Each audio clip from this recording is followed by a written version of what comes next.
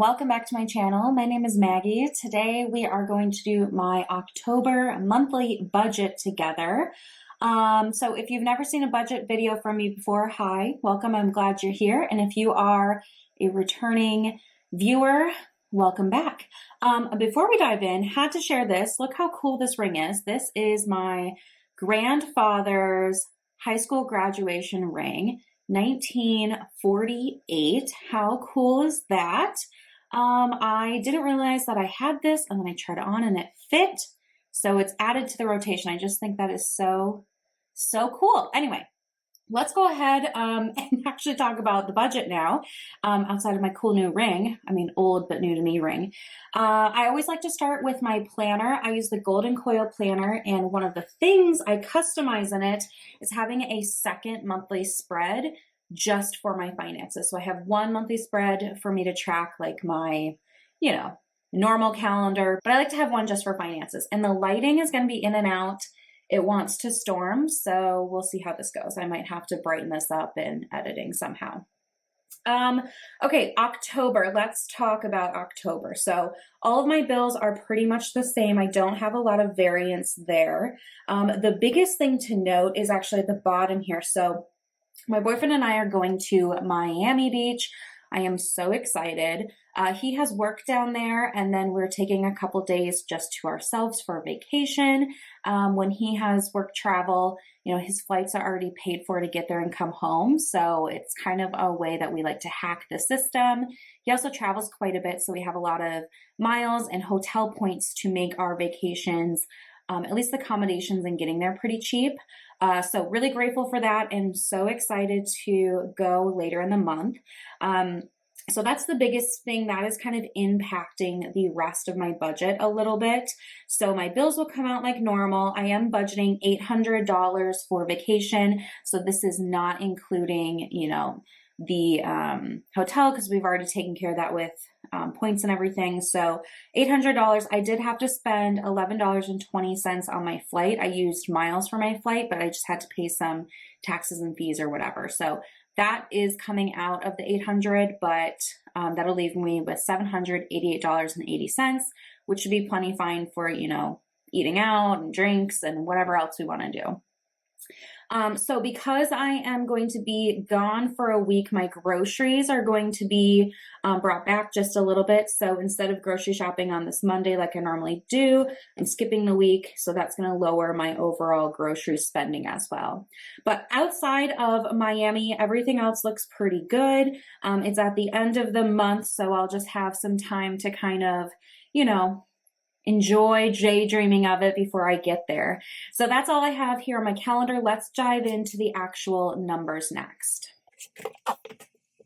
Okay, so this is the budget sheet I use. I do this on a spreadsheet first, and then I like to actually write it out. It makes it feel a little bit more formal, and I have it set in stone. So if I start tinkering with my spreadsheet, I have kind of like a record. And I just use line paper, and draw this out myself. It's easy enough for me. So let me just pull up my spreadsheet here to reference, then we'll dive in. All right, so I am a zero-based budgeter, which means that every cent, I do also budget down to the penny, every cent I earn is going to be allocated in one of these categories. So I have zero left over. So let's start with the income. I did have a slight change in my take home because our insurance plans adjusted. So now my take home is $44.04 and 86 cents. So only a couple of dollars, which is really nice. I'm grateful that it didn't go up like a crazy amount, because that's happened to me in the past and that kind of blows. So the first section here is the expense section. So these numbers vary slightly, but not really. The first one is my mortgage for my home. So $1,011.86 per use. I'm going to have to adjust this page. Sorry, I can't write up and down vertically. My HOA, my homeowners association, is $263.15 a month. I really have never had a problem with my homeowners association. I know other people do have problems. So I'm very grateful for that. And like my internet, my trash and recycling, the lawn care, snow removal is all bundled into this monthly fee. So I don't mind paying it because I get a lot of great services. Okay, moving on to insurance. This is my car insurance, my homeowner's insurance, and I have an umbrella policy. So this totals, so it's actually 3 different bills, but I just lump it together here. So that is $175.94. So that is pretty standard now. It's leveled out. Let's see here, utilities, $139.28. So if you are not familiar, how I do my utilities is I have a little like mini fund for utilities. I keep $300 in there. I let all my utilities come out.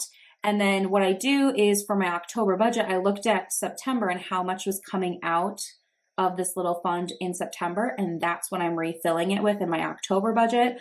I do this because I don't get all of my utility bills before I need to make a budget.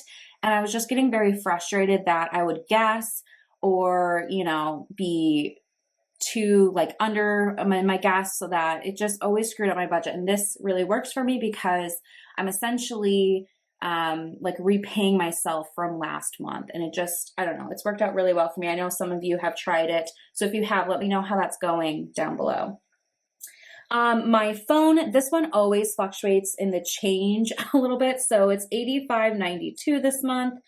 I don't know. I have to check my app. It's always the change. It's always 85 something, but I do budget to the penny, so I care.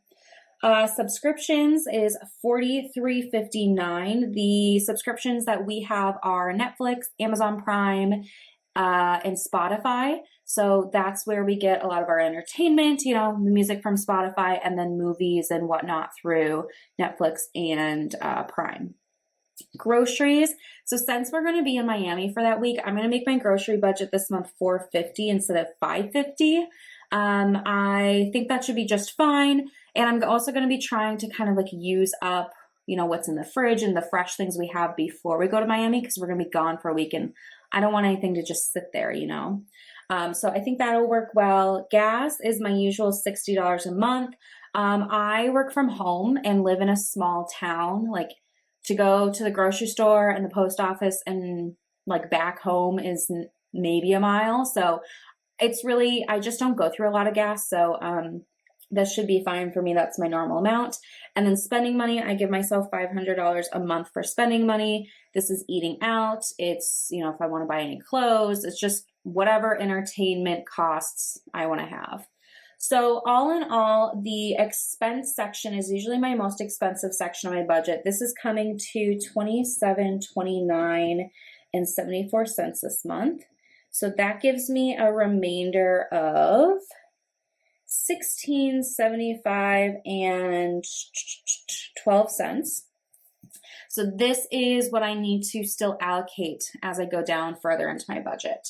Moving down into funds. So this is my section where I have like sinking funds and probably what you may have seen as like cash envelopes for other people that budget. I am a digital budgeter, so I just don't do cash envelopes. So I just have them all into one section here. And essentially all of these, I'm going to put money into it. If I spend it this month, great. If not, it always rolls over. They're always ongoing funds, I guess you could say. So the first one is annual. This is $120 a month. This is for annual bills that I have. So the most recent one, I had to get my fishing license and then also my car registration tags, for my car is something like that. Nico is my cat. He gets $40 a month to pay for his food litter. And then this also funds his annual vet visit. Thankfully, he's pretty healthy, so we only have to go to the vet once a year. Incidental is $50 a month. This is like my buffer, my cushion fund. So if any of my bills were to come in a little bit higher or I needed to supplement or there's like a random purchase I need to make, this is what that's for. I would highly, highly suggest giving yourself a little bit of a buffer, a little bit of wiggle room, because honestly, every month it seems like there's something that comes up. It just always happens. Okay, vacation is going to get $450. As I said, I'm budgeting $800 for Miami. I do have another trip coming up in November. So not all of this is going like to Miami, some that's building for next month, but that is going to be the vacation of what I'm putting in to my vacation fund. Beauty gets $50 a month for, you know, all of my skincare, makeup, nail polish, that type of stuff. Car is getting $20. So I just recently in September had a very large car service appointment. I had to get all new tires. And tires are just more expensive than they were. I'm going to talk about this more in my September wrap-up video. So you'll see that recap video probably like a week from now. And I'll talk more about that. But I am rebuilding this fund slowly because nothing else is wrong with my car. I shouldn't need any major services. My car's a 2018, so it's not that old. So I'm just going to start to slowly build that up because I pretty much wiped it out. Okay, gifts is going to get $100 this month. I'm going to build this up a little bit more for Christmas time. I got hit with a lot of birthdays over the summer, so now we are in the rebuilding phase. Opportunity gets $20 a month. This is kind of like a giving fund, or like if there's a local school fundraiser that I want to participate in, that's what it's for. Home gets $50. So this is for like, you know, home cleaning supplies. More recently, it's been for fall decorations, kind of whatever, you know, whatever home things. And then my emergency fund, I do have a fully funded emergency fund at 3 months of expenses, but I put $20 in every month.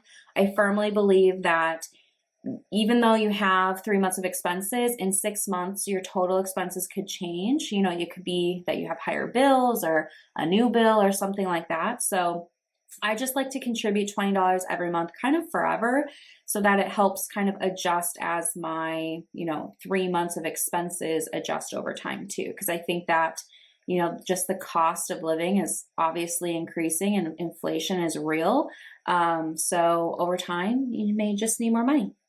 Okay, my funds section here totals $920, which means that I have a remaining of $755.12, which is great. So right now, all of my extra money is going into this investing section. So I have Betterment, which is a taxable brokerage account I have. I put $25 a month in. It's kind of like a long-term thing. I don't really have a specific goal. I could see myself using it maybe, I don't know, in like 10 years when I need to buy a new car or who knows what, but just trying to build those nice habits. And then the rest of this money is going to go to my Roth IRA. I am working on maxing out the 2022 tax year. So this is going to be budgeted at $730.12. And so that's going to be my total of $755.12 with the remaining of $0. I always leave a cash flow section here in case something comes up. I don't have plans to cash flow anything right now, so I'm going to leave it blank, but in case something does come up, I have the opportunity to write it there. But I got down to $0, which is what I want to do as a zero-based budgeter. I'm coming down to $0 so that every cent has a job. It knows, I know where to put it. I know what it's supposed to be doing for me. So I really love zero-based budgeting. It's like what finally made it click for me for budgeting. At the end of the page here, I do like to list out my priorities. So if I have extra money throughout the month, I want to put it to my Roth IRA. And then I also really want to stay within budget for my groceries. I've been doing Shelf-Tember, which is a grocery challenge where you like shop your pantry. And I've really enjoyed it, but I don't want to just bounce back to like overspending in groceries either. So hoping to stay within that $450. Okay, so that is it for my October budget. I hope you have enjoyed. Let me know in the comment section if you have anything fun planned for October. Do you do anything fun for Halloween? I'm going to be missing Halloween in my hometown. There's always big parties on the weekends, but we'll be out of town, so I'll just have to live through the photos and like videos that people post on social media. But yeah, that's going to be it for me today. I hope you enjoyed this video. Thank you so much for tuning in, and I will see you in my next one. Bye.